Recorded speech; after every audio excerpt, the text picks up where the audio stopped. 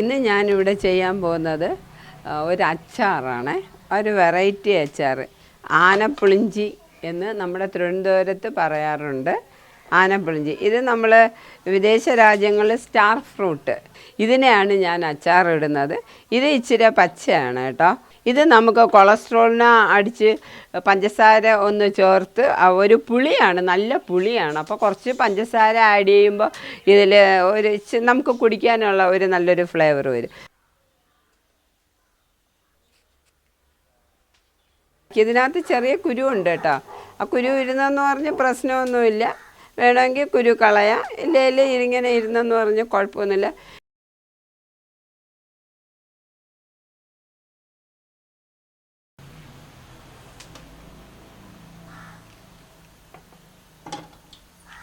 ഇത് നമ്മൾ തുടങ്ങുന്നല്ലോ, ഇത് നല്ലെണ്ണയാണ്. ഈ നമ്മളെപ്പോഴും അച്ചാറിന് നല്ലെണ്ണ ആയിരിക്കും കുറച്ച് നന്നായിരിക്കുക. ഇച്ചിരി കടുക് ഇതിലോട്ട് ഇടാം, പൊട്ടിക്കാം.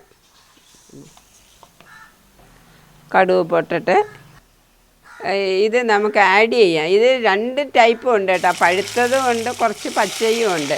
ഇത് സീസണായി വരുന്നതേ ഉള്ളൂ.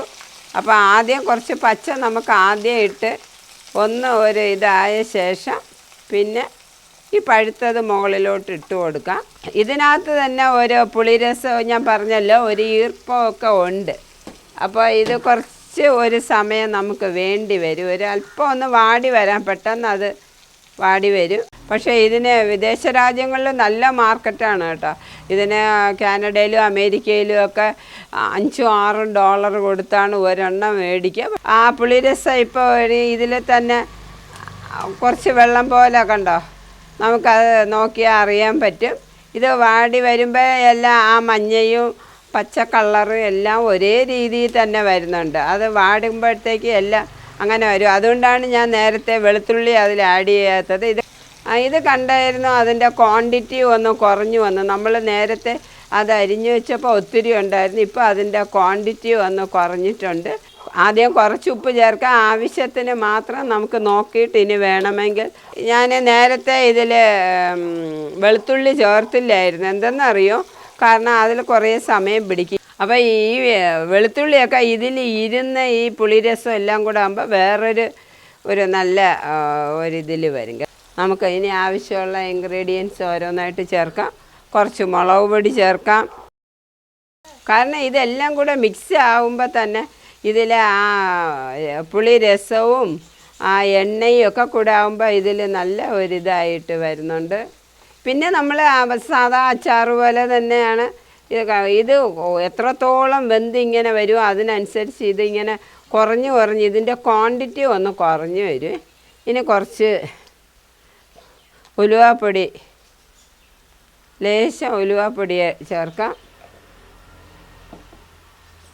കുറച്ച് കായപ്പൊടി ചേർക്കാം.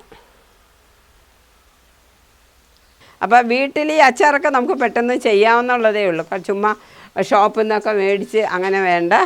ഇതിൽ എണ്ണയല്ല കേട്ടോ കൂടുതലുള്ളത്, ഇതിലുള്ള പുളിരസമാണ്. അത് പ്രത്യേകം ശ്രദ്ധിക്കണം. നമ്മൾ ഒത്തിരി എണ്ണ ഇതിൽ ഉപയോഗിച്ചില്ല കണ്ടോ. ഇത് ഓൾറെഡി എല്ലാം ഒരു നല്ല കുക്ക്ഡായി. പെട്ടെന്ന് നമുക്കൊരു 5 മിനിറ്റിനകത്ത് ഇത് നമുക്ക് വീട്ടിൽ വേഗം ചെയ്യാമെന്നുള്ളതേ ഉള്ളൂ. ഇതിൽ നമുക്ക് വേണമെങ്കിൽ പച്ചമുളക് ആഡ് ചെയ്യാം.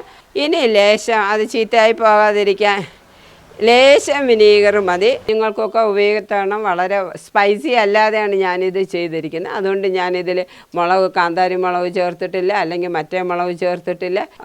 ഒത്തിരി തണുത്ത് കഴിഞ്ഞ ശേഷം ഒരു കുപ്പിയിലോട്ട് അടച്ച്, കുപ്പിയിലാണ് നമ്മൾ എപ്പോഴും അച്ചാറുകൾ ഉപയോഗിക്കേണ്ടത്. പ്ലാസ്റ്റിക്കിൽ ഒരിക്കലും നമ്മൾ ഉപയോഗിക്കരുത്. നമ്മളെപ്പോഴും വീട്ടിൽ ചെയ്യുന്നതെല്ലാം നമ്മുടെ ആരോഗ്യത്തിന് വളരെ ഹെൽത്തി ആയിരിക്കട്ടെ.